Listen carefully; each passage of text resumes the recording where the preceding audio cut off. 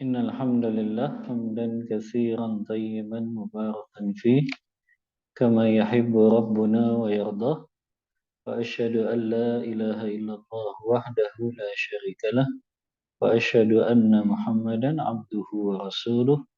Allahumma salli wa sallim ala nabiyyina Muhammadin sallallahu alaihi wasallam wa ala alihi wa ashabihi wa man tabi'ahum bi ihsanin ila yaumiddin amma ba'd. Akhwati fillah rahimani wa rahimakumullah. Para akhwat, para ummahat yang semoga Allah senantiasa melimpahkan rahmat dan hidayah taufik untuk kita semua. Alhamdulillah di siang hari ini, di jam-jamnya ngantuk ummahat, alhamdulillah bisa kembali melanjutkan kajian kita. Mohon maaf agak sedikit telat tadi, karena ke toilet dulu tadi dari Pertamina Gas. Baik, kita lanjutkan kembali pembahasan tentang panduan amal sehari semalam yang ditulis oleh Al-Ustadz Abu Ihsan Al-Athari hafizahullah ta'ala. Kita sampai pada petunjuk Nabi dalam ibadah salat, ya. Kita baca yang ada di kitab dulu, Mahat. Nanti kalau masih ada waktu sisa, kita baca juga yang Ana sudah share dalam bentuk PowerPoint, ya, tentang sifat salat Nabi Sallallahu Alaihi Wasallam. Beberapa petunjuk Nabi Sallallahu Alaihi Wasallam berkenaan dengan pelaksanaan salat. Yang pertama, mengerjakan salat pada awal waktu. Setiap muslim wajib, bukan saja muslim, tapi muslimah, mereka menjaga salat di awal waktu. Dan tidak boleh menunda-nunda, mengulur-ngulur pelaksanaan sholat tanpa ada uzur syar'i yang dibenarkan. Apalagi kalau sampai keluar dari waktu yang ditentukan. Ini terkadang, ya, para ummahat, ibu-ibu, para akhwat yang mungkin mereka tidak punya kewajiban sholat di masjid, akhirnya mereka justru mengundur-undur waktu sholat di rumahnya. Padahal ketika azan sudah berkumandang di masjid, maka itu tandanya bukan laki-laki saja yang harus bersegera untuk melaksanakan sholat, tapi kaum wanita muslimah pun yang tidak ada uzur syar'i, mereka harusnya segera melaksanakan sholat tersebut. Bahkan kalau bisa mereka pun sholat sunnah dulu di rumahnya. Kemudian mereka juga ikut berdoa di antara azan dan iqamah, yang itu merupakan doa yang mustajab. Tapi kalau dia undur-undur itu, dia tidak dapat keutamaan berdoa di antara azan dan iqamah. Allah Subhanahu wa taala berfirman dalam surah An-Nisa ayat 103, "Inna salata kanat 'alal mu'minina kitaban mawquta." Sungguh sholat itu adalah kewajiban yang ditentukan waktunya atas orang-orang yang beriman. Rasulullah pun memerintahkan agar kita sholat tepat pada waktunya. Kata Rasulullah dalam hadis riwayat Imam Muslim, "Shollis sholata li waqtiha." Sholatlah engkau tepat pada waktunya. Dan sholat pada awal waktu itu merupakan amal yang paling utama. Bahkan dalam hadis disebutkan amal yang paling dicintai Allah juga. Hadis pertama, kalau ummahat ingat dalam kitab Al-Adabul Mufrad dari Abdullah bin Mas'ud radhiyallahu an, beliau kan bertanya kepada Rasulullah SAW, ya, ayyul a'mali, ya, afdalu ilallah, dalam riwayat lain ahabbu ilallah. Amal apa yang paling utama di sisi Allah? Amal apa yang paling dicintai oleh Allah? Jawaban Rasulullah yang pertama apa? As-salatu ala waktiha. Seseorang sholat tepat pada waktunya. Kemudian ditanya lagi, birrul walidain. Yang kedua, berbakti kepada kedua orang tua. Yang ketiga, al-jihadu fi sabilillah. Berjihad di jalan Allah. Maka di antara petunjuk Rasulullah, hendaknya sholat bagi seorang muslim dan muslimah, dia sholat di awal waktu. Kalau memang tidak ada uzur syar'i. Beda kalau dia ada uzur syar'i. Apa uzur syar'inya? Misalnya dia dalam keadaan sibuk. Sibuk untuk apa? Misalnya dalam rangka menyusui anaknya kah? Atau mungkin masih ada hajat yang belum dia tunaikan, ya, atau juga misalnya dia dalam keadaan sakit, maka itu termasuk uzur-uzur syar'i. Adapun selain itu dia asik nonton, dia asik main HP, maka itu bukan uzur syar'i, ya. Maka hendaknya para ummahat, para akhwat memperhatikan petunjuk Nabi yang pertama ini, sholat pada awal waktunya. Yang kedua, mengerjakan sholat sunnah di rumah. Ini paling bisa dilakukan oleh wanita muslimah. Karena mereka tidak ada kewajiban untuk sholat di masjid. Beda dengan kaum laki-laki yang mereka ada kewajiban untuk sholat ke masjid. Maka kaum wanita harusnya bisa lebih menjaga sholat sunnah rawatib ummah. Berapa rakaat sholat sunnah rawatib? 12 rakaat. Harusnya ummahat lebih bisa ini menjaganya. 2 rakaat sebelum subuh, 4 rakaat sebelum zuhur, 2 rakaat setelah zuhur, 2 rakaat setelah maghrib, 2 rakaat setelah isya. Yang hadis dari Ummu Habibah yang beliau mengatakan, sami'tu Rasulullah sallallahu alaihi wasallam. Aku mendengar langsung dari Rasulullah sallallahu alaihi wasallam. Man shalla sintai asyrata raq'atan fi yaumin wa laylah buniya lahu baitun fil jannah. Siapa yang menjaga salatnya 12 rakaat dalam satu hari satu malam, maka Allah akan bangunkan untuknya rumah di surga. Hadis riwayat Muslim dalam kitab sahihnya. Bahkan kata Ummu Habibah ummahat setelah meriwayatkan hadis ini, beliau mengatakan, ma taraktuhunna mundu an sami'tuhunna min Rasulillah sallallahu alaihi wasallam. Setelah aku mendengar hadis ini langsung dari Rasulullah, aku nggak pernah meninggalkan sholat sunnah rawatib 12 rakaat. Aku nggak pernah meninggalkannya, kata Ummu Habibah, semenjak aku mendengar dari Rasulullah Sallallahu Alaihi Wasallam.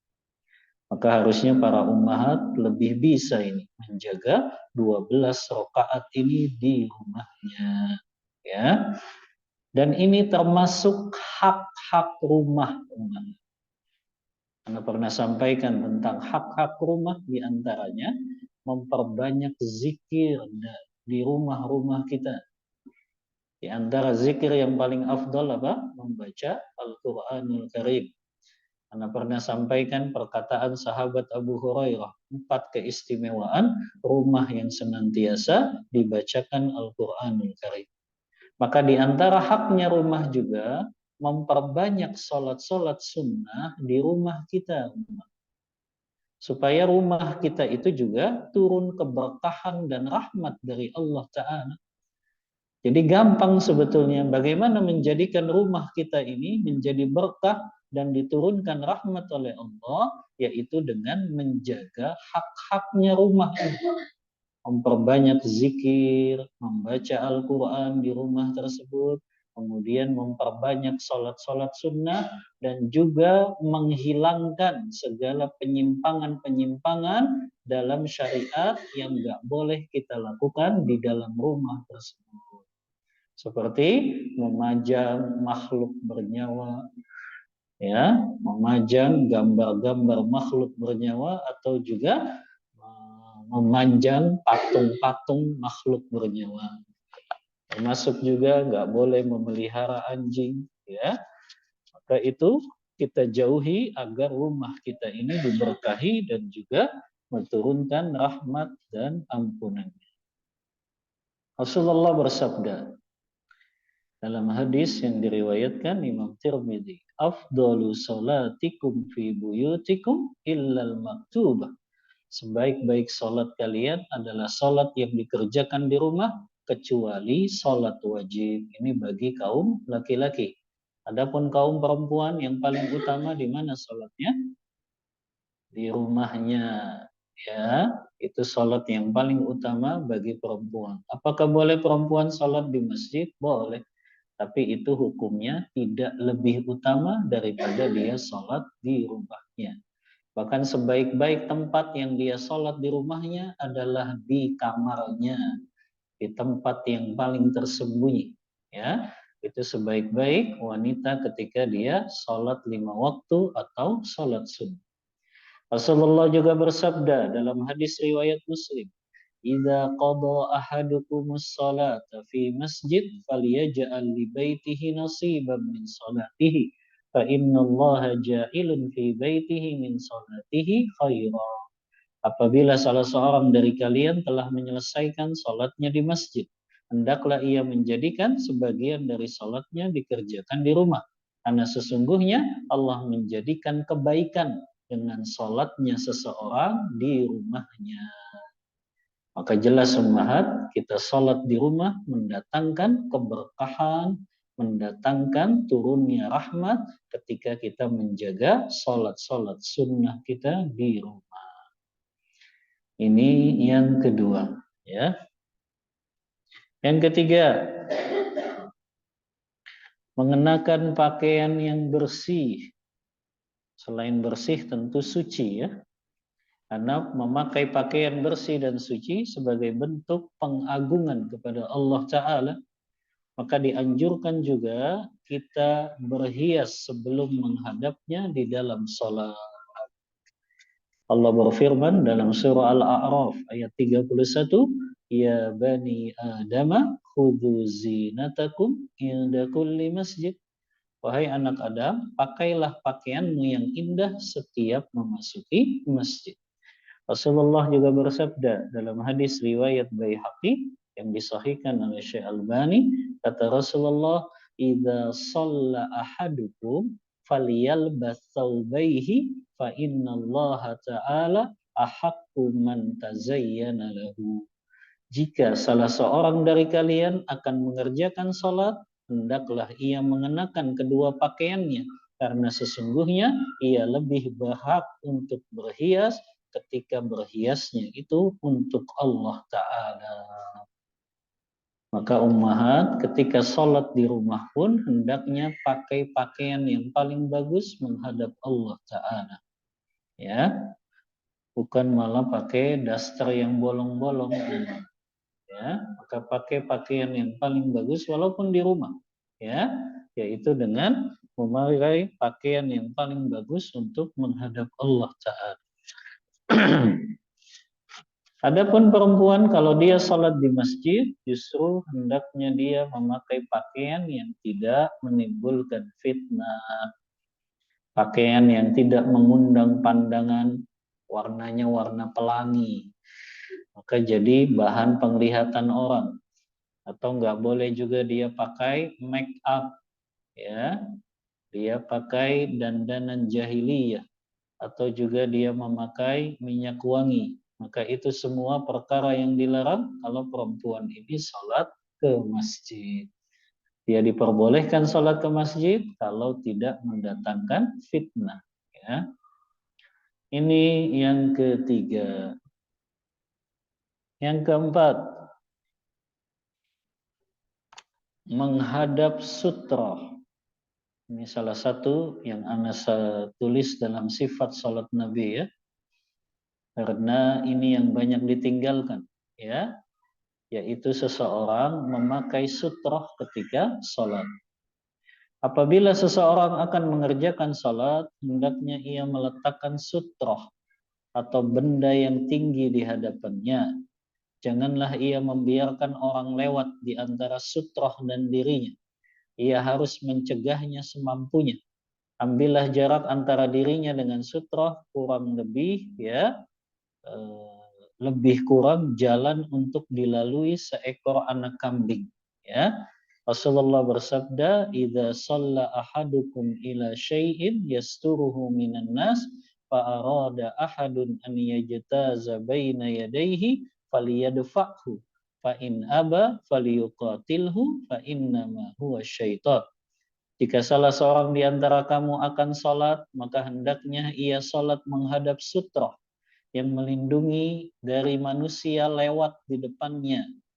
Lantas apabila ada orang yang tetap mau lewat padahal dia sudah menggunakan sutra, maka hendaklah ia mencegahnya. Jika orang itu menolak dicegah, maka hendaklah dia mencegahnya lebih keras. Jadi makna falyuqatilhu bukan membunuhnya umat, tapi mencegahnya lebih keras, ya. Karena sesungguhnya perbuatan itu adalah perbuatan syaitan. Apa maksudnya? Perbuatan itu perbuatan syaitan. Perbuatannya itu mirip dengan perbuatannya syaitan. Jadi jangan dianggap orang itu yang syaitan, ya, tapi yang dimaksud perbuatannya itu sama dengan perbuatan syaitan, ya. Maka di sini apa hukumnya menghadap sutra? Wajib atau sunnah? Ya, memakai sutra ketika sholat wajib atau sunnah ummahat? Nah, mayoritas ulama menghukumi sunnah muakkadah, ya. Walaupun sebagian ulama sampai mewajibkannya. Tapi pendapat lebih kuat hukumnya sunnah muakkadah. Ia juga boleh menjadikan tiang yang ada di masjid sebagai sutra, atau ia sholat di belakang orang yang sedang sholat, atau orang yang sedang duduk, atau ia menghadap ke dinding masjid, atau ia meletakkan tas di hadapannya, atau yang sejenisnya. Benda yang dijadikan sutra diupayakan agak tinggi, minimal setinggi sandaran pelana. Maksudnya sandaran pelana tuh yang biasanya ada di kuda atau unta. Karena memang itu ada hadisnya, ya. Kata Rasulullah SAW, yaqta'us salata al-mar'atu wal himaru wal kalbu wa yabqi dzalika mislu muakhirati rahal. Kata Rasulullah, lewatnya wanita, keledai dan anjing itu bisa memutus salat seseorang. Dan itu dapat dicegah dengan menghadap pada benda yang setinggi muakhiratul rahal. Maksudnya muakhiratul rahal itu sebagian ulama menafsirkannya seperti setinggi sandaran pelana. Lalu ulama beda pendapat, berapa batasan minimal tinggi benda yang bisa dijadikan sebagai sutra. Saya bawakan beberapa saja, umat. Menurut Imam Nawawi, dalam kitab beliau Syarah Sahih Muslim, ketika beliau menjelaskan hadis riwayat Muslim ini, kata beliau, sandaran pelana itu biasanya yang digunakan di belakang, ya, penunggang hewan tersebut. Dan kata Imam Nawawi, minimal tingginya itu sekitar 2/3 hasta. Tahu satu hasta kan, ummahat? Satu hasta itu segini, ya. Satu hasta. Berarti 2/3-nya segimananya? Berapa meter kira-kira? Atau berapa senti maksudnya? 30 senti. Ya.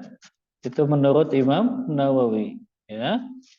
Maka dia mengatakan bahwasannya minimal tingginya 2/3 hasta. Sebagian ulama seperti Imam Abu Hanifah, Imam Ats-Tsauri, Imam Al-Auza'i, kata Imam Nawawi, mereka mensyaratkan yang dimaksud muakhiratul rahal dalam hadis ini minimal tingginya 1 hasta. Minimal tingginya 1 hasta.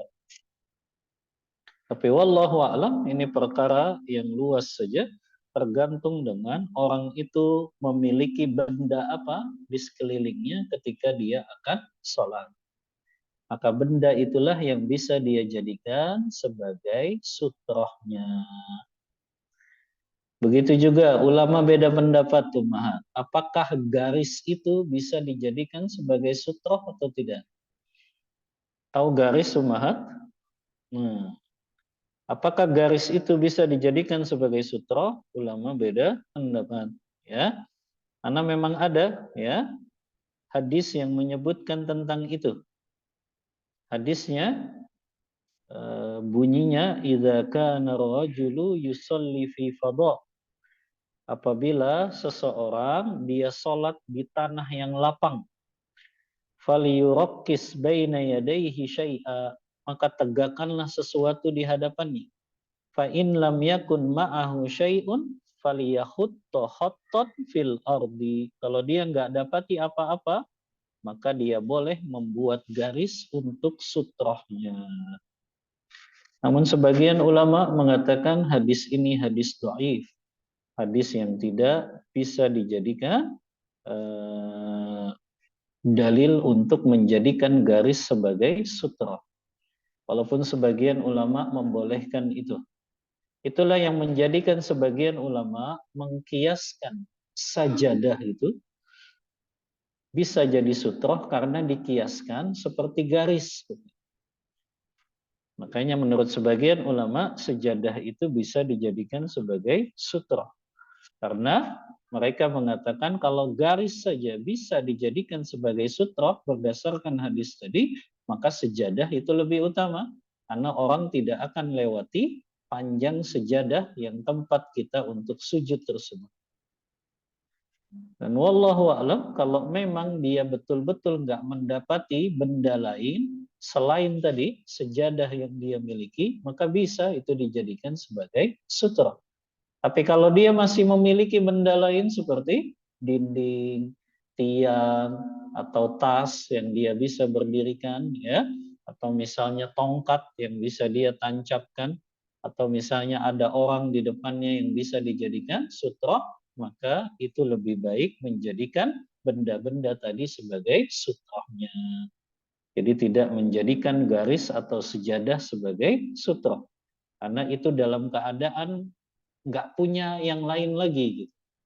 Nggak punya benda lain lagi untuk jadi sutroh, nggak masalah menjadikan sejadah itu menjadi sutroh. Maka Anda sebutkan di sini, benda-benda yang bisa dijadikan sutroh, yang pertama, as-sahmu. As-sahmu itu anak panah. Anak panah bisa dijadikan sebagai sutroh. Dalilnya hadis Rasulullah riwayat Imam Ahmad. Sutratul rajuli fis salati as-sahmu. Sutroh seseorang ketika sholat bisa dengan menggunakan anak panahnya. Yang kedua,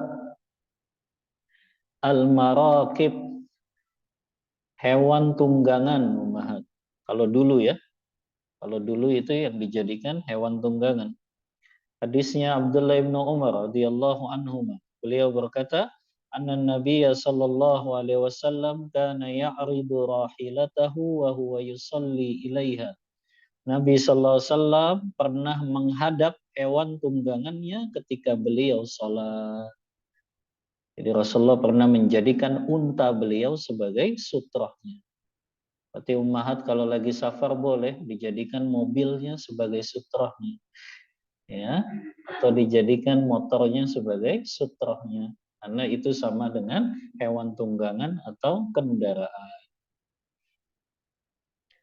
Yang ketiga, al-imad, tiang ummahat. Sebagaimana sabda hadis dari Yazid bin Abi Ubaid. Beliau berkata, "Kuntu ati ma'a Salamah ibn al-Aqwa fayusalli indal ustuwanah allati indal mushaf. Fakultu ya Aba Muslim araka tatahara salata inda hadhil ustiwanah. Qala fa inni ra'aitu an-nabiyya yatahara salata indaha." Kata Yazid bin Ubaid, ya, aku pernah bersama Salamah bin Aqwa. Salamah bin Aqwa ini sahabat, Yazid bin Ubaid ini tabi'in. Kata Yazid bin Ubaid, aku pernah sholat di belakang Salamah bin Aqwa. Dan Salamah bil Aqwa menjadikan sebagai sutroh beliau yaitu tiang. Maka aku bertanya, wahai Abu Muslim, aku melihat engkau sholat kok di belakang tiang, kenapa? Maka dia berkata, kata Salamah bin Aqwa yang merupakan sahabat Rasulullah, aku pernah melihat Rasulullah memilih untuk sholat di belakang tiang ini. Ini dalil tentang tiang bisa dijadikan sutroh. Apalagi yang keempat, pohon. Hadisnya dari Ali bin Abi Thalib. Beliau berkata, laqad ra'aituna lailata badrin. Sungguh aku menyaksikan keadaan kita pada malam hari perang Badar. Wa ma fina insanun illa naiman. Tidak ada seorang pun dari kita yang tidak tidur. Ya, kecuali Rasulullah saja. Maksudnya yang lain tuh tidur ummahat kecuali Rasulullah. Kemudian kata Ali, fa innahu kana yusalli ila syajaratin wa yad'u hatta asbah. Dan aku melihat Rasulullah salat menghadap ke sebuah pohon dan beliau berdoa sampai pagi hari. Hadis riwayat Imam Ahmad dan disahihkan oleh Syekh Ahmad Syakir. Yang kelima, tongkat tumahat juga bisa dijadikan sebagai sutroh. Dalilnya apa? Hadis Abdullah bin Umar. Ini hadis riwayat Bukhari dan Muslim. Kata Abdullah bin Umar, anna Rasulullah sallallahu alaihi wasallam kana idza kharaja yaumal 'id amara bil harabati fatudu'u baina yadayhi fayusalli ilaiha wan nasu wara'ahu. Rasulullah jika keluar ke lapangan untuk sholat id, beliau memerintahkan seseorang membawa tombak atau tongkat. Lalu ditancapkan tongkat tersebut di hadapan beliau, dan beliau pun sholat menghadap tongkat tersebut. Dan manusia bermakmum di belakang beliau. Hadis riwayat Bukhari dan Muslim. Yang ke-6. Al-Judran, dinding. Dinding boleh dijadikan sebagai sutra. Apa dalilnya? Hadis Sahal bin Sa'ad As-Sa'idi. Beliau berkata, kana baina musalla Rasulillah sallallahu alaihi wasallam wa bainal jidari mumirru syati. Biasanya di antara tempat sholat Rasulullah dengan dinding ada jarak yang cukup untuk domba lewat. Maka di sini Rasulullah menghadap ke dinding yang di situ ada jarak untuk domba lewat. Ya. Ini 6 ya. Yang bisa dikiaskan kepada benda-benda tadi adalah semua benda yang memiliki tinggi ummahat. Maka tadi walaupun ulama beda pendapat, ada yang tinggi minimal 2/3 hasta, ada yang tinggi minimalnya 1 hasta. Tapi kalau kita dapatkan yang tingginya 2/3 hasta pun, kalau memang nggak ada benda lain yang bisa dijadikan sutroh, maka bisa menjadikan benda tersebut sebagai sutroh. Seperti tas ya. Kalau ummahat kan sering bawa tas tuh kemana-mana ya, maka itu bisa dijadikan sebagai sutroh. Ya, yang penting jangan cincinnya dijadikan sutroh, nggak bisa. Ya, atau misalnya uang koin dijadikan sutroh, itu semua tidak bisa. Maka di sini Anda sebutkan ada beberapa yang nggak bisa dijadikan sutroh. Yang pertama, Mushaf Al-Quranul Karim. Tidak layak seseorang menjadikan Mushaf Al-Quran sebagai sutrohnya. Yang kedua, segala benda yang kalau itu dijadikan sutroh bisa menyerupai penyembah berhala. Segala benda yang jika benda itu dijadikan sutroh akan menyerupai penyembah berhala. Contoh misalnya apa? Batu ummahat. Kalau kita jadikan batu sutro, apalagi batunya besar sekali, paling besar di antara batu-batu yang lain, maka itu dikhawatirkan kita menyembah kepada batu tersebut. Maka lebih baik ditinggalkan. Atau misalnya benda-benda keramat yang itu dikultuskan, disucikan oleh orang-orang, kita sholat ngadep benda itu dikhawatirkan kita terkena fitnah seperti menyerupai penyembah berhala. Ini yang kedua yang nggak bisa dijadikan sutra. Yang ketiga, segala benda walaupun dia memenuhi syarat tingginya tadi, tapi itu membuat sholat kita tidak khusyuk. Misalnya apa? Yang dia jadikan sutroh, misalnya botol minum Fanta, akhirnya nggak fokus dia sholat. Atau misalnya minuman jus, ya. Atau misalnya makanan, tapi di situ ditulis ada merek makanannya gitu, ya. Maka nggak bisa menjadikan sutroh itu makanan dan minuman, karena itu bisa membuat sholatnya tidak khusyuk. Itu perkara yang berkaitan dengan masalah sutroh, ya. Yang kelima, tidak membiarkan orang lewat di hadapannya.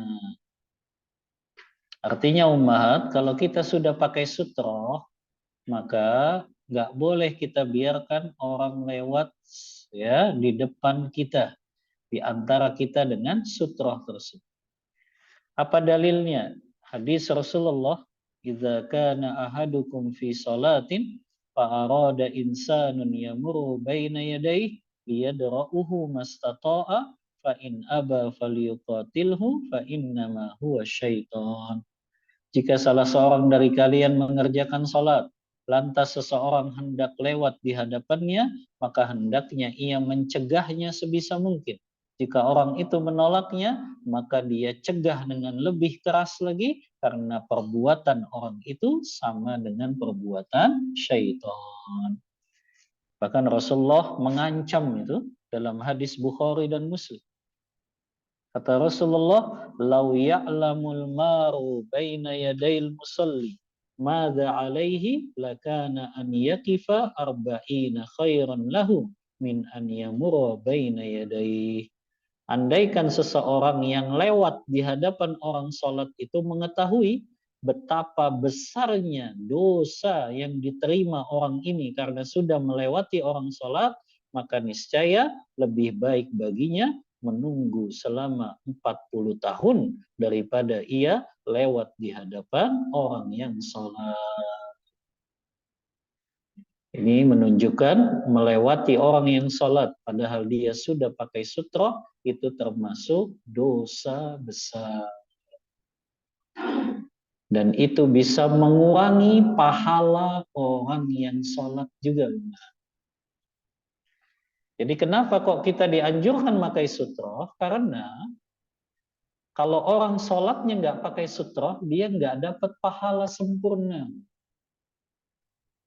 Begitu juga, kalau dia sudah pakai sutroh, tapi dia biarkan orang itu lewat di depannya, maka itu juga termasuk yang dia tidak sempurna dapat pahala sholatnya. Berarti orang yang lewatnya itu dapat dosa besar, yang sholatnya juga dia kurang sempurna pahala sholatnya. Makanya kenapa memakai sutroh ketika sholat ini sangat-sangat dianjurkan. Ya, hukumnya sunnah muakkadah, sunnah yang sangat ditekankan. Ya.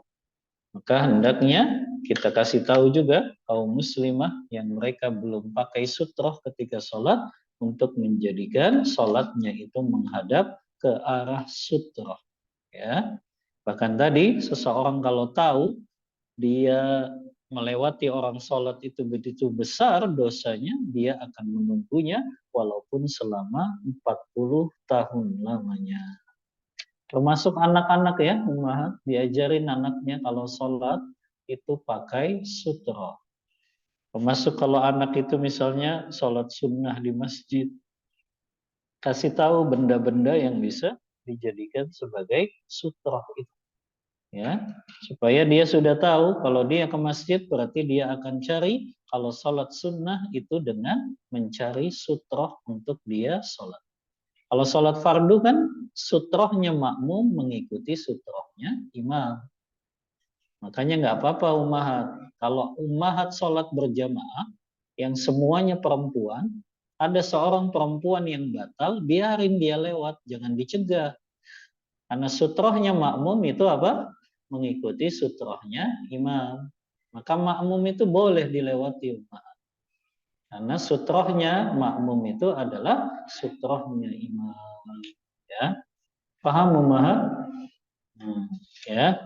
Jadi orang mau ke toilet kebelet ditahan-tahan, nggak boleh lewat, kasihan ya. Kecuali dia lewat depan imam ya, imam harus mencegah ya. Tapi kalau dia makmum ya sudah biarkan, karena sutrohnya makmum mengikuti sutrohnya imam ya. Baik. Kemudian yang keenam, nah, ini ummahat seneng ini yang keenam ya. Menunda sholat apabila makanan sudah terhidang. Tapi ini digaris bawahi ummahat ya. Kalau memang makanannya sudah ada di atas meja makan, kita pun sudah duduk di situ. Itu yang dimaksud hadis ini ummahat. Jadi jangan makanannya masih di lemari, kemudian azan, oh kan harus makan dulu. Bukan. Yang dimaksud itu dia sudah terhidang di atas meja makan, kita pun sudah duduk di meja makan itu. Baru kemudian kita udah duduk, makanan tersedia, azan. Baru ini yang diperintahkan Rasulullah, la sholata bihadratit ta'am. Tidak ada sholat apabila makanan sudah terhidang di atas meja. Ya, termasuk juga la sholata bidaf'il akhbathat. Tidak ada sholat apabila seseorang apabila dia tahan buang air kecil dan buang air besarnya. Ini masuk dalam perkara-perkara yang dimakruhkan dalam sholat. Para ulama memasukkannya dalam bab makruhatus sholat. Perkara-perkara yang makruh diantaranya dia tetap sholat padahal makanan sudah terhidang di atas meja. Tapi tadi ya kondisinya, dia sudah duduk di atas meja makan, kemudian makanannya sudah terhidang, datang azan. Baru dia teruskan makannya. Ya. Kemudian baru dia melaksanakan sholat. Ya. Karena kenapa ummahat? Kok ini perkara yang dimakruhkan? Karena kata para ulama, hikmahnya segala perkara yang bisa menghilangkan kekhusyuan kita di dalam sholat itu harus dihindari. Ya, segala perkara yang bisa menghilangkan kekhusyuan kita dalam sholat itu harus dihindari. Makanya termasuk tadi, dia sudah duduk di meja makan, makanan sudah terhidang, azan. Maka mending mana ummahat? Sholat mikirin makan atau makan mikirin sholat? Mending yang mana? Makan mikirin sholat atau sholat pikirin makan?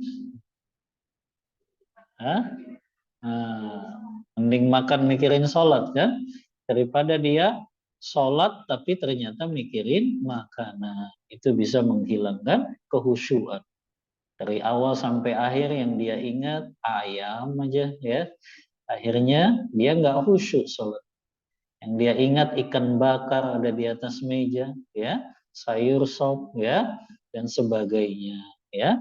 Apalagi di atas mejanya sudah kambing guling, kan susah fokusnya, ya. Maka hendaknya tidak memaksakan dia makan dulu kalau dia sudah afwan, tidak memaksakan sholat dulu kalau makanan sudah terhidang di atas meja.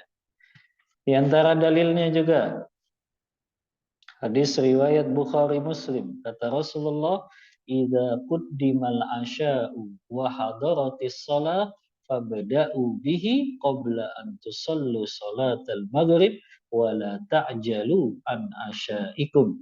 Kata Rasulullah, jika makan malam sudah dihidangkan, lalu tiba waktu sholat, mulailah dengan menyantap makanan tersebut sebelum mengerjakan sholat maghrib. Janganlah kamu terburu-buru saat menyantap makan malam tersebut. Berarti kalau makanan sudah terhidang di atas meja, makruh hukumnya kita tetap melaksanakan sholat tersebut, tapi kita dahulukan makan, baru kemudian sholat. Termasuk juga nggak boleh menahan BAK dan BAB. Kalau memang sudah kebelat mau BAK, BAB, ya ditunaikan dulu hajatnya. Jangan dia paksakan ya karena ingin mengejar di awal waktu, akhirnya dia dalam keadaan kebelet, pipis, tapi dia sholat. Ini juga sama kan, menghilangkan kekhusyuan di dalam sholat. Makanya tadi hikmahnya, kenapa kok perkara-perkara ini dilarang saat makanan sudah terhidang di atas meja, saat seseorang kebelet buang air kecil, buang air besar, dia nggak boleh melaksanakan sholat karena itu semua menghilangkan kekhusyuan di dalam sholatnya. Yang ketujuh, ya, ini khusus laki-laki ya, kita lewati saja. Hah? Apa-apa? Baik, bisa sih untuk perempuan, kalau dia bisa di rumahnya sholat berjamaah, maka hendaknya dia sholat berjamaah. Jadi ummahat, sholat yang lebih afdol, lebih utama, tetap berjamaah. Walaupun ummahat sholatnya di rumah, maka tetap berjamaah dengan anaknya kah, dengan ibunya kalau ada di rumah, ya.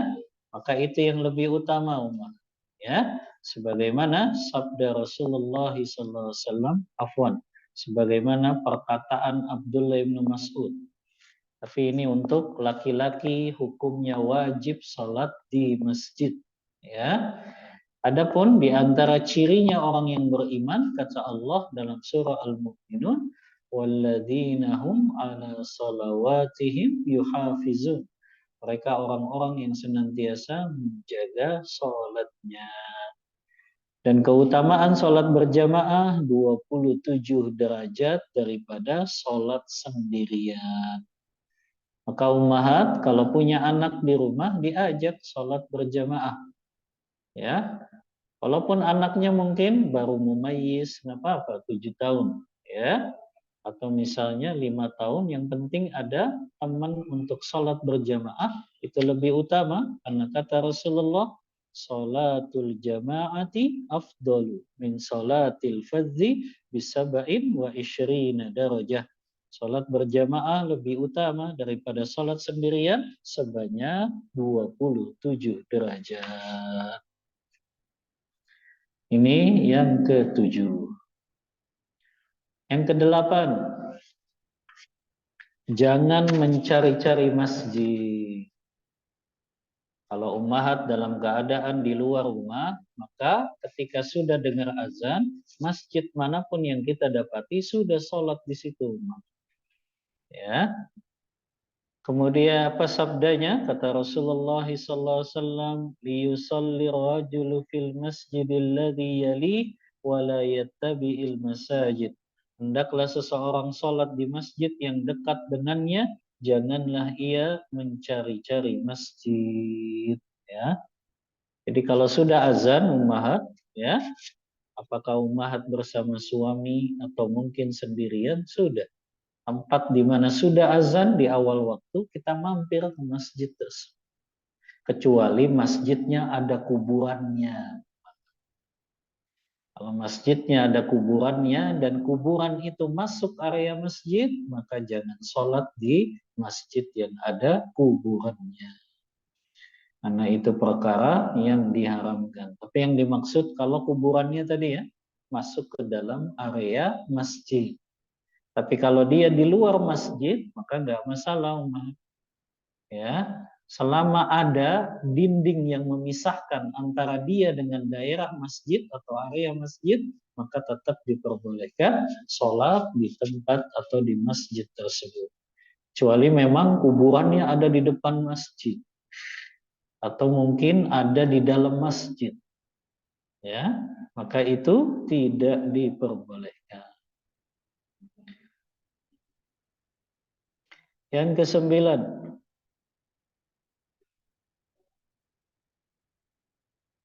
berjalan menuju masjid dengan tenang dan sopan. Ya, sebagaimana sabda Rasulullah SAW, "Idza sami'tumul iqamata famshu ila salati wa 'alaikum bis sakinati wal waqar wa la tusri'u fama adraktum fasallu wa ma fatakum fa'atimmu."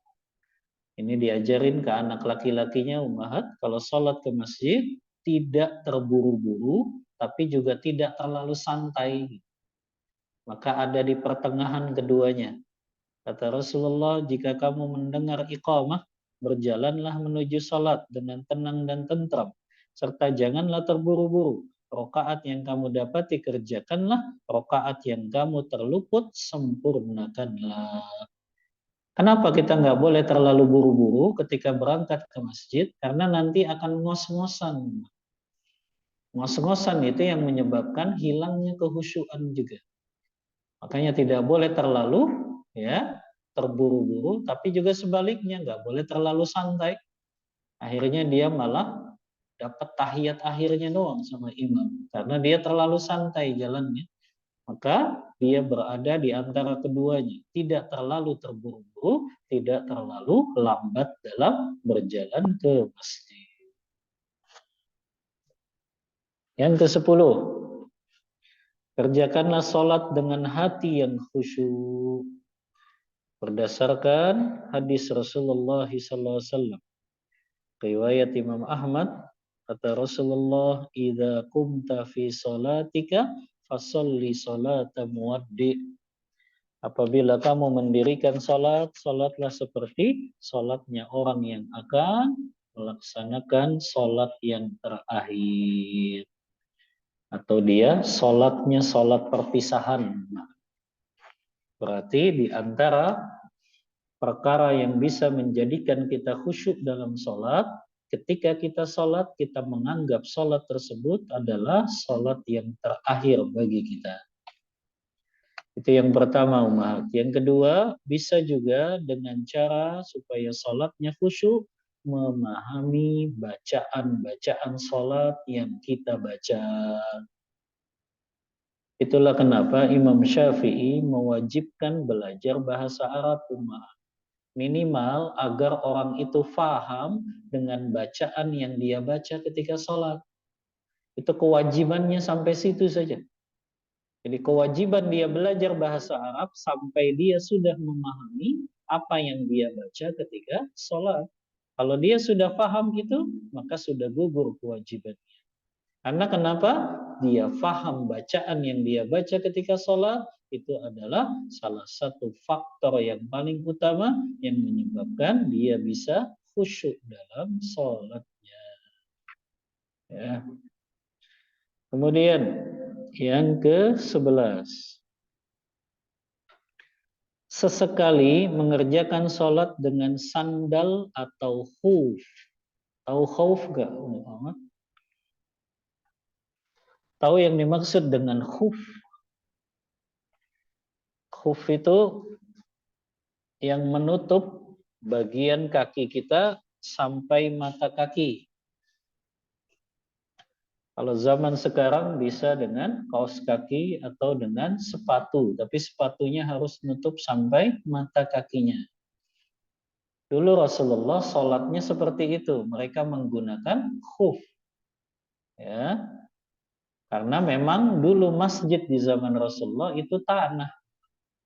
Ya, tidak seperti di zaman kita yaitu sudah keramik ya, bahkan sudah pakai karpet.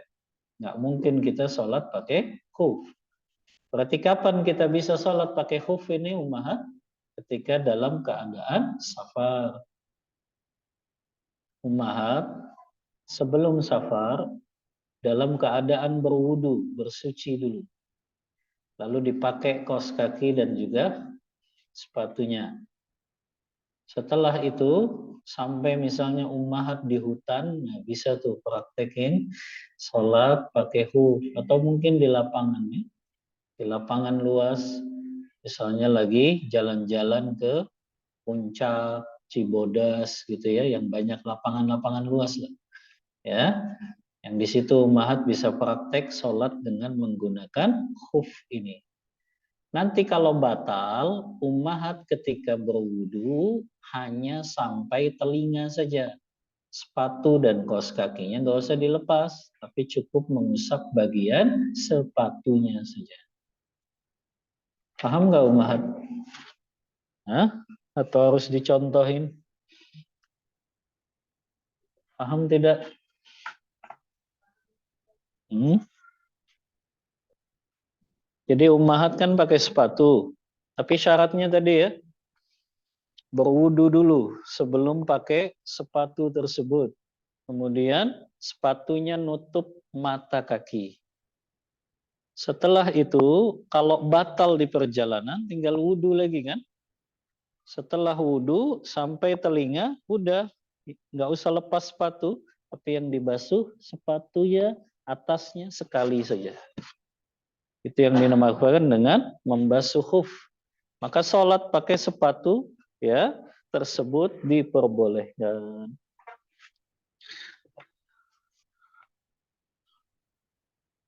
Lihat sabda Rasulullah SAW. Kata Rasulullah, khaliful yahuda fa innahum la yusalluna fi ni'alihim wala khifafihim. Selisihilah orang-orang Yahudi karena sesungguhnya mereka tidak beribadah dengan mengenakan sendal-sendal atau khuf-khuf mereka. Hadis riwayat Abu Daud disahihkan oleh Syekh Al-Albani. Ini kalau dalam keadaan yang memungkinkan saja ummahat, biasanya kalau kita dalam keadaan safar. Atau mungkin ummahat naik gunung ya, sama suami tapi ya, naik gunungnya ya. Kemudian disolat di atas gunung dengan menggunakan khuf tersebut, maka itu bisa dilakukan. Yang ke-12, ini berkaitan dengan takbiratul ihram. Ketika takbiratul ihram, kedua tangan dengan jari jemarinya tidak terlalu dirapatkan, tidak terlalu direntangkan. Jadi ketika takbiratul ihram, posisi tangan nggak rapat banget, ya, tidak rapat banget dan tidak lebar banget, di tengah-tengah saja. Kemudian posisi dua tangan sejajar dengan bahu, sejajar dengan telinga, atau ujung sininya sejajar ujung telinga, bawahnya sejajar bahu. Tiga-tiganya boleh, ya. Jadi posisinya Allahu Akbar ini yang paling utama, sejajar dengan bahu kita. Sama nanti ketika ruku pun sama ya, kita ngangkatnya sejajar dengan bahu. Nanti bangkit dari ruku pun sama, sejajar dengan bahu. Tiga itu yang Rasulullah ngangkat tangannya ketika sholat. Ya. Kemudian ya, ketika takbiratul ihram nggak boleh diganti dengan kata-kata Allahu apa misalnya. Allahu Rahman nggak boleh. Allahu Rahim nggak boleh. Ya, apalagi pakai bahasa Indonesia. Itu lebih tidak boleh lagi karena repot Ibu kalau pakai bahasa daerah. Yang paling nggak enak didengar kan orang Betawi. Ya, dia bilang Allah gede banget kan nggak enak. Ya. Makanya nggak boleh pakai bahasa daerah kalau takbiratul ihram. Ya, maka hanya boleh Allahu Akbar saja. Ya. Nah, ini posisi ketika takbiratul ihram. Setelah itu posisi tangan di mana ummahat? Posisi tangan adanya di mana? Boleh di tiga tempat ummahat.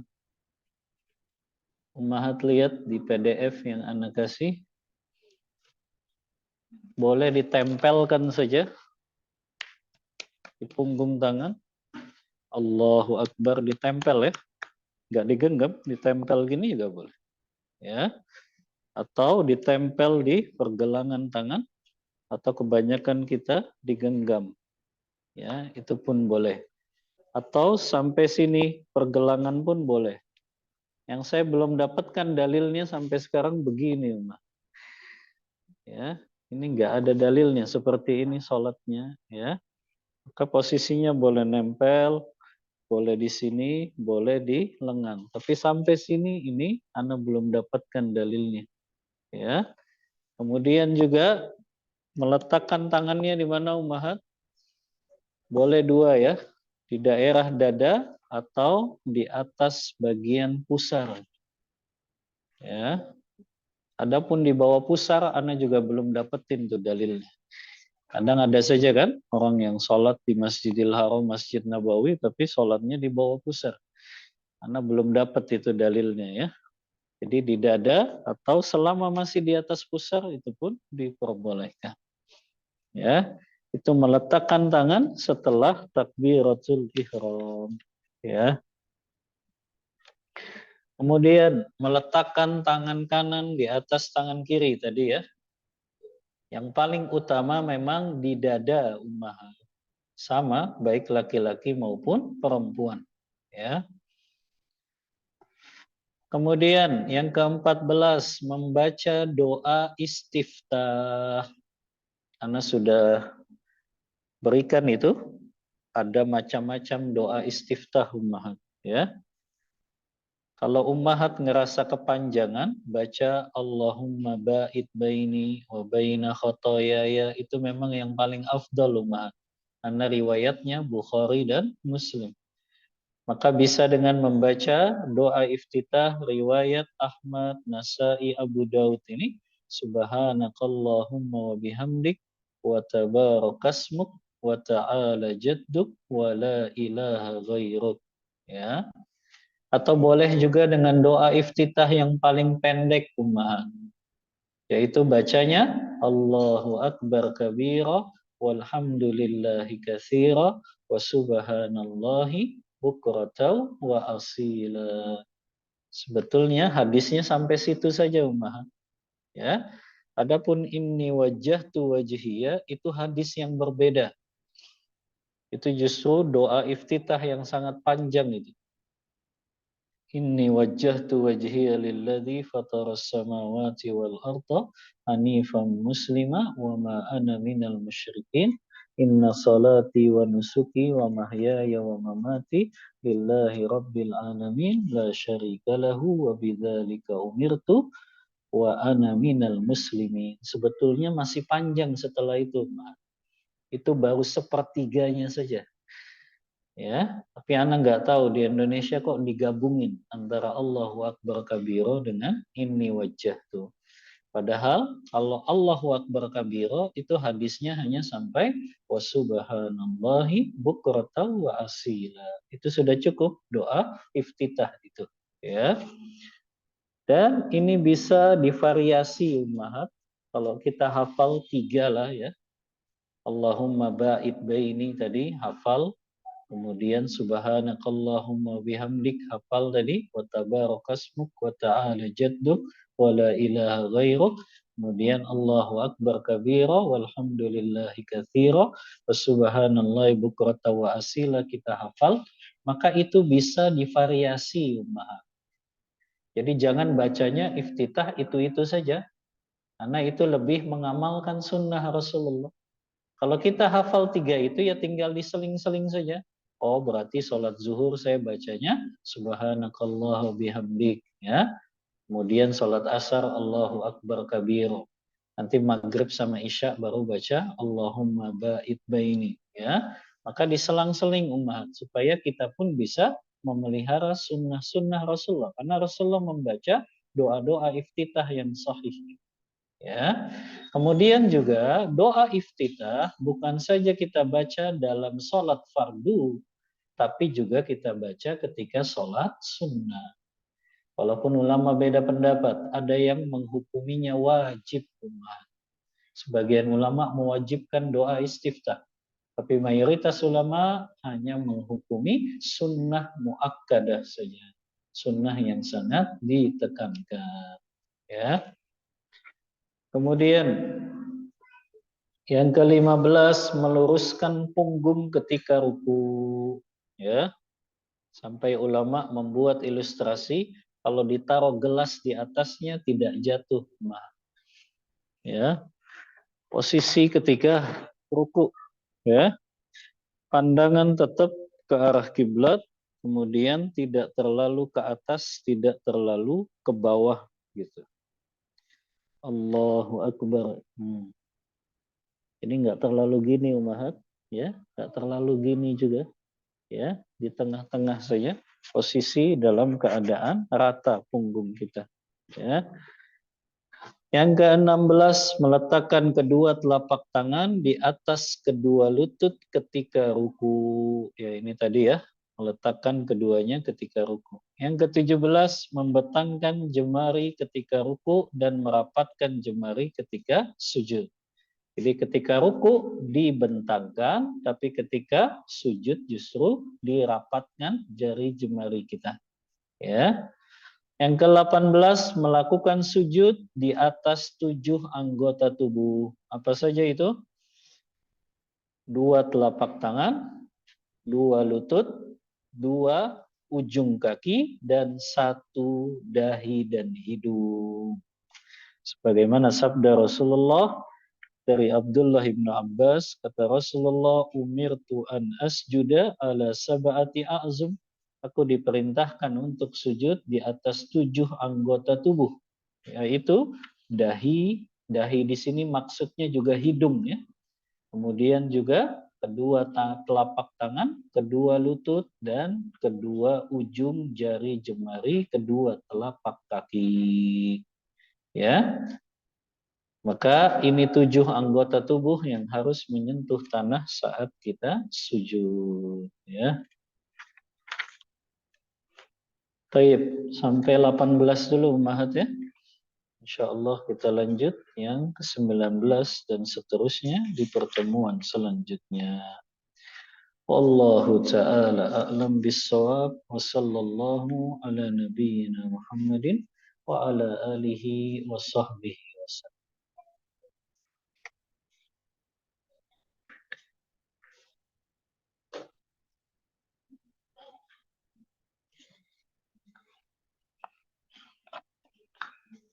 Bismillah. Ketika kita sholat berjamaah, apakah sutroh yang perlu dijaga hanya sutroh yang di depan imam saja?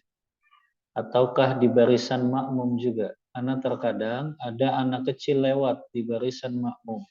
Apakah perlu dihalangi juga, Ustaz? Ya, anak kecil kalau dia belum balik, memang dia dibolehkan lewat rumah.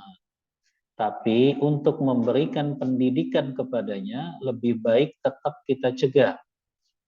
Supaya dia mengetahui ini perkara yang memang nggak boleh.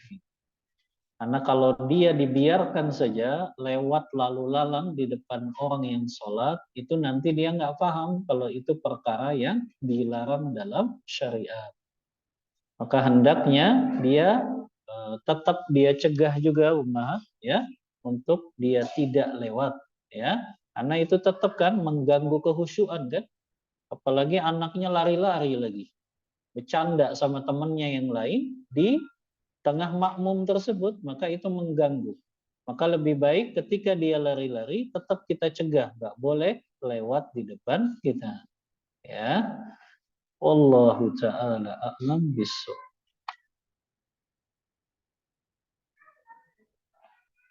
Jika kita sholat di musolah yang karpetnya tidak ada garisnya, dan ada yang lewat depan kita, namun jaraknya lebih dari 1 meter, apakah sholatnya sah? Sholatnya tetap sah, ya, selama ya yang lewat tersebut ya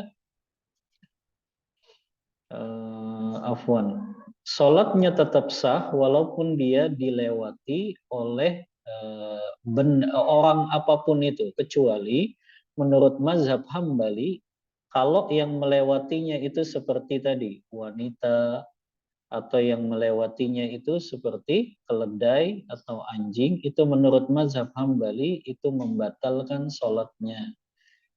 Berdasarkan hadis tadi, yaqta'u sholata ahadikum, memutus sholat kalian apabila lewat di depannya wanita, keledai dan juga anjing. Ya, apa yang dimaksud di sini kata ulama mazhab Hambali itu batal sholatnya. Walaupun menurut jumhur mayoritas para ulama itu tidak batal. Walaupun yang melewatinya siapa? Perempuan, anjing maupun keledai hanya mengurangi kesempurnaan pahala sholatnya saja. Ya, berarti sholatnya kurang sempurna saja balasan pahalanya. Ya, makanya tadi hendaknya jangan menjadikan garis sebagai sutroh, Ummahat. Yang namanya garis kan nggak kelihatan, Ummahat. Ya, karena orang kalau tahu ada sutroh di depan kita, insya Allah dia nggak berani lewat di antara kita dengan sutroh. Tapi kalau garis itu orang nggak lihat, maka dia lewat saja. Makanya tadi ya, mayoritas ulama tidak membolehkan menjadikan garis sebagai sutroh. Ya, masih mending sejadah mungkin ya, karena sejadah orang tahu gitu. Dia nggak akan lewat di tempat sujud sejadah itu. Ya, tapi kalau garis orang nggak tahu, makanya dia akan tetap dilewati oleh orang yang dia menjadikan garis sebagai sutrohnya. Maka hendaknya dia sholat menghadap sutroh, tapi sutrohnya bukan garis tadi. Ya, karena kalau garis ya sama aja dia dilewatin oleh orang lain dalam sholatnya. Wallahu ta'ala a'lam bishawab. Bagaimana cara mengerjakan sujud sahwi jika dilakukan setelah salam?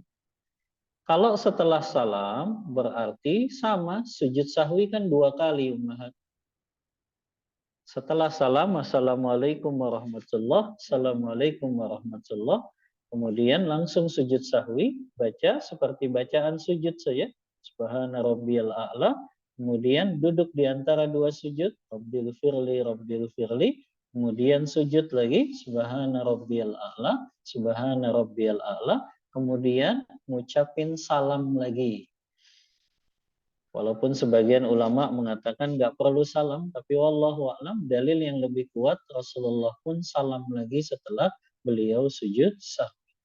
Walaupun itu dilakukan setelah salam. Ya. Yang kedua, apakah hukum membaca ta'awuz sebelum baca Al-Fatihah? Ini juga ulama beda pendapat. Ada yang mengatakan hukumnya wajib, ada yang mengatakan hukumnya sunnah. Wallahu a'lam pendapat lebih kuat hukumnya wajib, Ummahat. Berdasarkan firman Allah Ta'ala, فَإِذَا قَرَأْتَ الْقُرْآنَ فَاسْتَعِذْ بِاللَّهِ مِنَ الشَّيْطَانِ الرَّجِيمِ.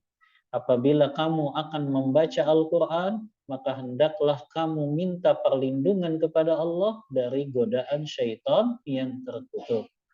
Maka Allah perintahkan, hendaklah kalian minta perlindungan kepada Allah. Maka ini hukumnya wajib. Karena setelah kita baca doa istiftah, sebelum kita baca Al-Quran yaitu surah Al-Fatihah, maka hendaknya kita membaca A'udzubillahi minasyaitonirrajim.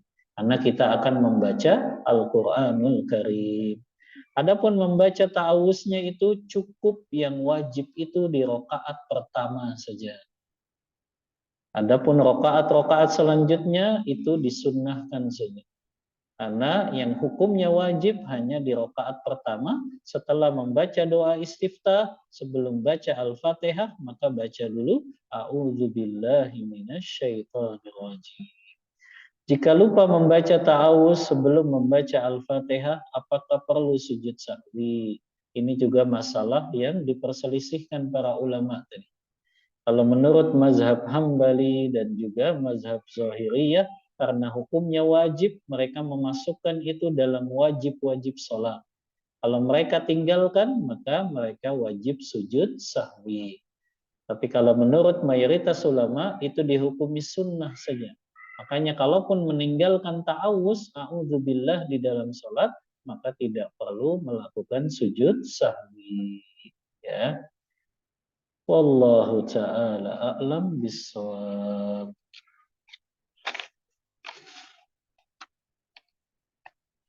Ustadz, mohon pencerahannya. Berapa lama orang yang baru hijrah atau sudah hijrah untuk mempelajari pelajaran mengenai manhaj? Kitab apa yang harus dipelajari? Karena jarang sekali kajian tentang manhaj. Subhanallah. Emang jarang ya kajian tentang manhaj? Mohon rekomendasinya. Ya, ya, jazakillah khairan. Ya, yang pertama, tidak ada batasan berapa lama yang namanya menuntut ilmu agama, apapun itu.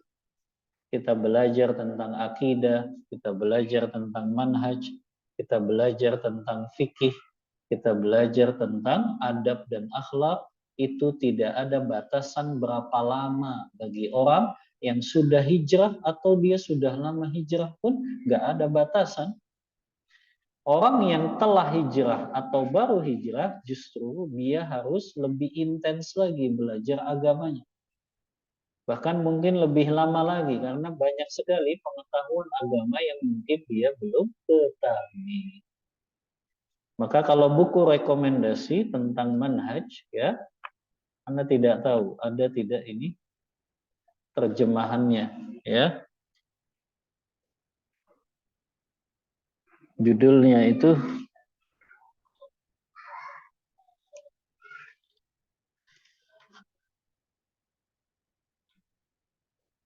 coba dicari terjemahannya Umahat ya, ada atau tidak.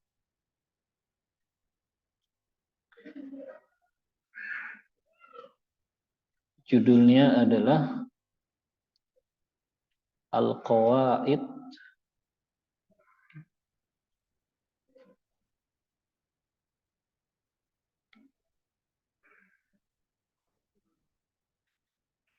fi usulil sebentar, agak lupa judulnya. Karangan Abdurrahman Nasr Syekh Nasir bin Abdurrahman Al-Aql.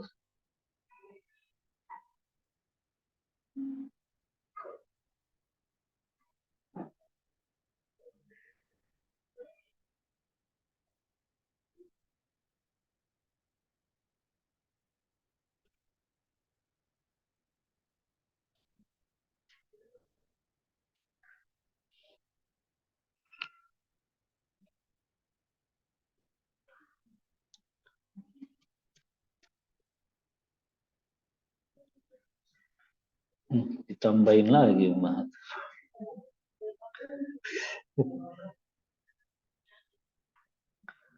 Oh iya, judulnya Umahat Mujmalul Usuli Ahli Sunnah wal Jamaah fil I'tiqad atau fil Aqidah.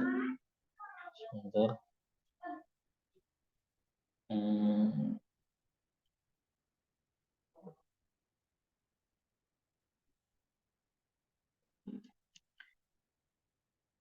Karangan Syekh Nasir bin Abdurrahman Al-Aql.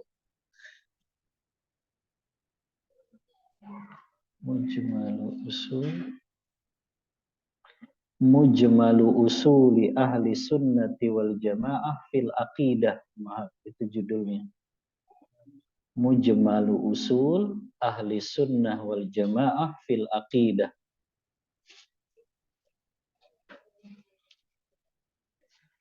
Karangan Syekh Nasir ibni Abdurrahman salah Ummahat, Syekh Nasir Abdul Karim Al-Aql. Syekh Nasir Abdul Karim Al-Aql.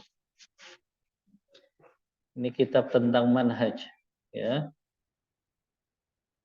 Kata teman-teman Ustadz sih dulu pengarangnya pernah datang ke Albina, tapi Ana belum datang ke Albina. Ya. Jadi ini yang dipelajari juga untuk santri kelas 12 ya. Di Albina mereka belajar manhaj. Ya. Itu isinya kaidah-kaidah saja Umahat. kaidah-kaidah tentang ahlus sunnah, bagaimana akidah ahlus sunnah wal jamaah. Ya, mujmalu usul ahli sunnah, ya. Eh, Kalau diartikan itu adalah mujbal, pandangan global tentang kaidah-kaidah ahlus sunnah wal jamaah dalam akidah. Ya, kaidah-kaidah ahlus sunnah wal jamaah dalam akidah. Ya, di situ disebutkan ada 12 kaidah. Ya, kalau nggak salah Ustadz Yazid pernah nulis buku juga tentang itu, ya. Kayaknya beliau ngambilnya dari sini juga. Syekh Nasir Abdul Karim Al-Aqal. Ya, ada 12 kaidah dalam Ahlus Sunnah wal Jamaah. Ya, kaidah prinsip Ahlus Sunnah wal Jamaah dalam mengambil ilmu agama, memahami ilmu agama, dan menggunakan dalil. Jadi di situ prinsip Ahlus Sunnah wal Jamaah dalam mengambil ilmu agama, dalam memahami ilmu agama, dan dalam menggunakan dalil. Karena banyak orang yang tersesatkan di situ. Dalilnya betul dari Al-Quran, dari sunnah yang sahih, tapi dia salah dalam memahaminya. Karena dia fahami dengan akal, dengan perasaan, dengan hawa nafsu. Ya. Atau juga dia tahu ayatnya, hadisnya, tapi dia menggunakan dalil yang bukan pada tempatnya. Nah, ini kesalahan orang-orang yang mereka nggak belajar tentang manhaj ini. Akhirnya mereka seenaknya menggunakan dalil, dalil yang tidak tepat mereka gunakan untuk membenarkan hawa nafsu saja. Ya, makanya coba dicari terjemahannya, ya, Mujmalul Usul, ya, tentang kaidah-kaidah prinsip akidah Ahlus Sunnah wal Jamaah. Sudah Umahat? Ketemu di Google? Belum. Dicari saja, ya, tentang kaidah-kaidah prinsip Ahlus Sunnah wal Jamaah dalam mengambil, memahami, dan menggunakan dalil, khususnya dalam perkara-perkara akidah. Baik, wallahu ta'ala a'lam bisawab, itu yang ana rekomendasikan. Karena bukunya tipis Umahat, ya. Ana nggak bawa sih. Kebetulan ana tahun ini disuruh ngajar manhaj. Padahal biasanya yang ngajar mudir itu. Ya. Baik. Kemudian, apakah sah sholat orang yang tidak memakai sutra? Sholatnya sah Ummahat, tapi pahalanya berkurang. Ya. Lalu ada orang yang sengaja duduk di depannya untuk menjadi sutroh bagi yang sholat. Ya. Kalau duduk di depannya itu nggak dianjurkan Ummahat. Lebih baik dicarikan benda saja yang bisa menjadi sutroh bagi orang itu. Karena tidak ada kewajiban Ummahat duduk di depannya untuk jadi sutroh gitu. Ya, maka lebih baik carikan benda saja. Apalagi kalau tiba-tiba Ummahat di tengah dia sholat mau ke kamar mandi, kan repot lagi. Lebih baik dicarikan benda saja yang bisa dijadikan sutroh untuk orang tersebut. Maka orang sholat, sengaja dia nggak pakai sutroh, tetap sah sholatnya, tapi tadi dia kurang sempurna mendapat pahala sholatnya. Itu yang pertama. Yang kedua, dia bisa menyebabkan orang lain jatuh ke dalam dosa besar. Ya kan? Karena orang lain nggak tahu dia sedang sholat karena dia nggak pakai sutro. Itu sama saja dia menjerumuskan saudaranya dalam dosa besar. Maka tidak layak itu dilakukan orang beriman maupun muslimah yang beriman. Allahu ta'ala a'lam bissawab. Yang online sudah? Hah?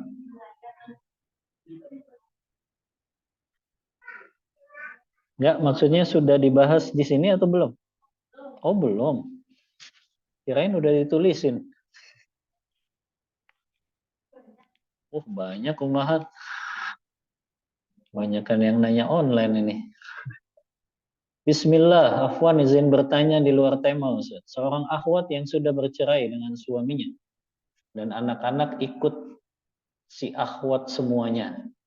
Qadarullah tidak ada komunikasi lagi dengan mantan suami dan keluarga mantan suami.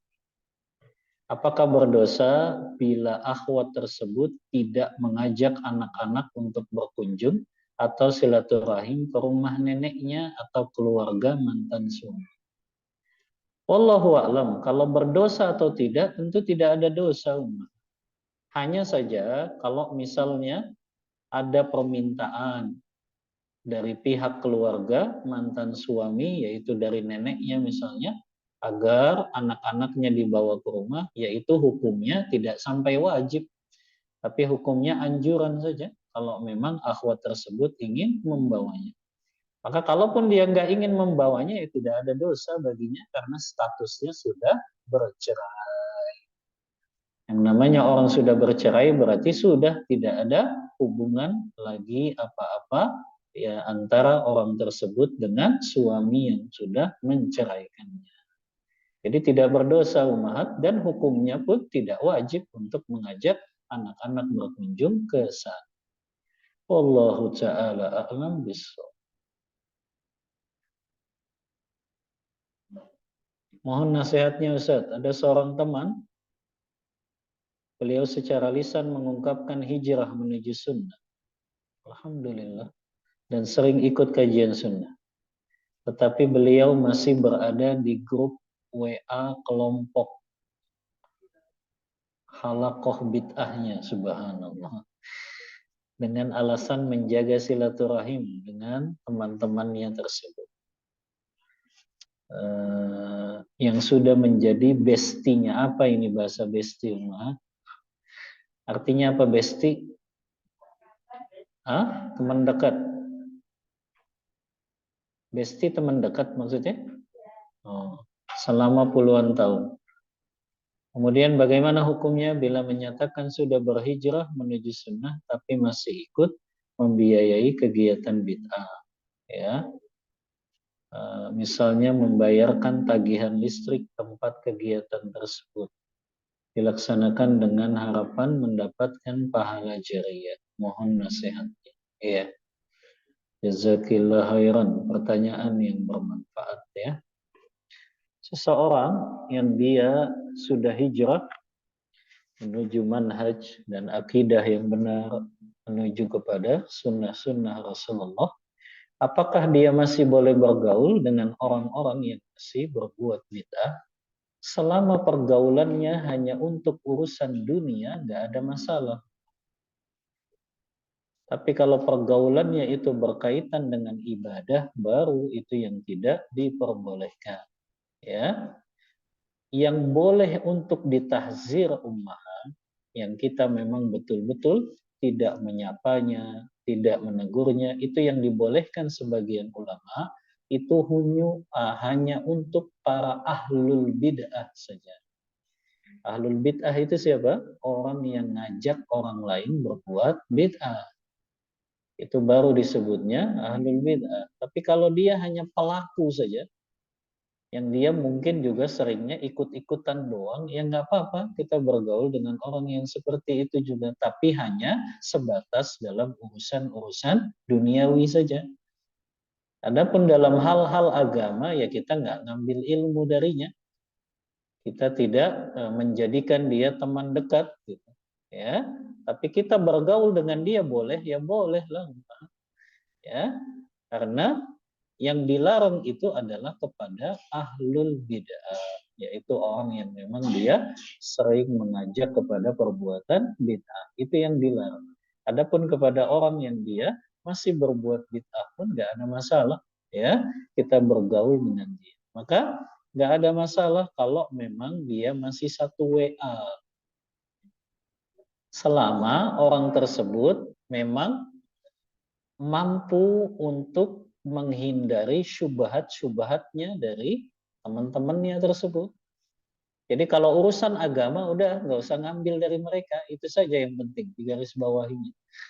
Mereka mau share apa kek, mau share apa kek, nggak usah diterima, ya. Anggap sebagai angin lalu saja. Selama dia di grup WA seperti itu kan nggak ada masalah, gitu. Kecuali dia akhirnya baca syubhat-syubhat mereka, akhirnya malah terkena syubhat, yaitu malah bahaya, ya. Maka kalau hanya sekedar dia berada di grup WA dengan kelompok yang mungkin sering berbuat bid'ah, nggak ada masalah. Yang penting dia nggak perlu mengambil ilmu dari mereka, ya. Kemudian dia membantu kegiatan-kegiatan yang mungkin di situ ada praktek bid'ahnya, itu sebetulnya kan merugikan dia, gitu, ya. Kalau memang tadi ya membayar tagihan listriknya ya untuk kegiatan tersebut, wallahu a'lam. Kalau masjid itu milik umum, tapi ternyata digunakan juga untuk perbuatan-perbuatan tadi, tapi di satu sisi juga ada perbuatan-perbuatan baik di masjid tersebut, maka hukumnya nggak masalah, umat kita isikan token listriknya. Ya, walaupun tadi ya masih misalnya 50-50. Masjid itu kadang digunakan kajian sunnah, kadang digunakan juga kajian-kajian yang tidak ada tuntunannya. Boleh kita isiin token ke masjid itu, ya boleh, ya nggak ada masalah. Kita bersodakoh ke masjid itu pun nggak masalah, ya. Kecuali memang ternyata itu tempat yang semua perbuatannya itu memang tidak ada tuntunannya. Tapi selama masih tengah-tengah tadi ya, kadang digunakan untuk acara-acara baik, tapi kadang juga untuk acara buruk, nggak masalah. Kita ikut dalam berkontribusi untuk masjid tersebut. Ya, Allahu ta'ala a'lam bissawab. Apakah berdosa jika anak usia 9 tahun meninggalkan sholat? Sudah balik atau belum? 9 tahun sudah balik atau belum? Ya, kalau belum berarti tidak berdosa, Umar. Tapi memang Rasulullah memerintahkan kita muru auladakum bis salati wa huwa sab'u sinin. Perintahkan anakmu untuk sholat ketika dia usia 7 tahun. Dan boleh kita memukulnya di usia 10 tahun, tapi pukulan yang tidak mencederai dan melukai. Karena biasanya usia 10 tahun, kalau akhwat sudah balighah ya, maaf. 10 tahun sudah. Masa? Katanya kelas 3 SD sudah haid sekarang. Kelas 4 SD juga sudah haid. Padahal umur berapa itu? 10 tahun kan? Berarti sudah pada balighah. Kalau usianya sudah balik, baru dia berdosa. Ya, dia tinggalin sholat, baru dia berdosa. Ya, tapi selama dia belum balighah, maka dia tidak berdosa, karena orang yang terkena beban syariat syaratnya dia berakal, muslim, dan dia sudah berusia baligh. Allahu taala a'lam bissawab. Ustaz, mohon nasihatnya untuk saya. Sudah beberapa tahun ini saya belajar bahasa online, yaitu Nahu Sorof, lanjutan setiap hari Senin sampai dengan Jumat selama 2 jam setiap hari. Namun semenjak saya memiliki bayi, saya terasa berat dan kewalahan. Saya memiliki balita, apa ini? Balita kilogram. Jadi saat saya belajar, saya merasa kerja keras sekali dan pernah ada pikiran mundur karena merasa berat, kadang sambil gendong bayi dan suapin kakak. Pertanyaan, apakah itu was-was syaitan untuk berhenti belajar? Pikiran saya takut melalaikan tugas saya kepada anak-anak saya. Mohon nasihatnya. Iya. Jazakillah khairan. Yang pertama, kita sering dengar kan ayatnya la yukallifullahu nafsan illa wus'aha. Kita di dalam melaksanakan ketaatan kepada Allah pun tidak dengan memberatkan diri kita sampai akhirnya kita mendatangkan mudarat kepada diri kita. Makanya Imam Nawawi membuat bab khusus tuh di dalam kitabnya Riyadhus Shalihin, al-iqtisadu fi ta'ah. Bab tidak berlebih-lebihan dalam ketaatan kepada Allah Ta'ala. Maka di sini ummahat lihat. Kalau ummahat dengan ikut kajian bahasa Arab online itu mendatangkan mudorot kepada ummahat. Mudorot itu apa? Mudorot kepada tubuh ummahat. Ummahat jadinya sering sakit, akhirnya nggak fokus mengurus anak, atau meninggalkan kewajiban yang lain. Kewajiban kepada suami jadi terlalaikan, kewajiban kepada anak jadi terlalaikan, maka tidak masalah meninggalkan kajian online tersebut. Tapi selama ummahat tadi ikut kajian online itu nggak mendatangkan mudarat kepada diri ummahat dan tidak membuat ummahat lalai kepada suami dan anak, maka tentu itu tetap ummahat ikut kajian tersebut. Jadi dua tadi parameternya ummahat. Kalau ummahat tetap ikut mendatangkan mudarat tidak pada diri ummahat, membahayakan tidak. Yang kedua, apakah itu menjadikan ummahat lalai pada kewajiban yang lainnya? Kalau itu menjadikan lalai, maka berarti harus ditinggalkan. Wallahu ta'ala a'lam bishawab. Cukup? Ada berapa nih? 1, 2.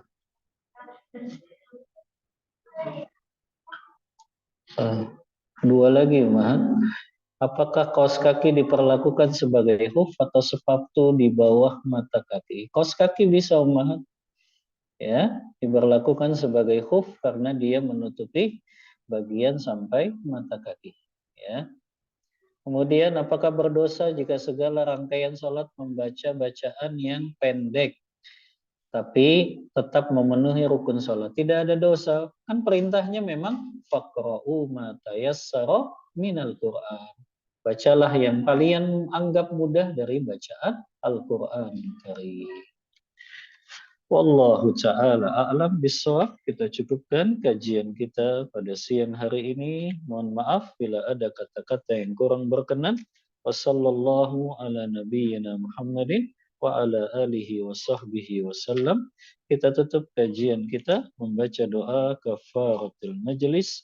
Subhanakallahumma bihamdika asyhadu an la ilaha illa anta astaghfiruka wa atubu ilaik. Walhamdulillahi Rabbil Alamin. Wassalamualaikum warahmatullahi wabarakatuh.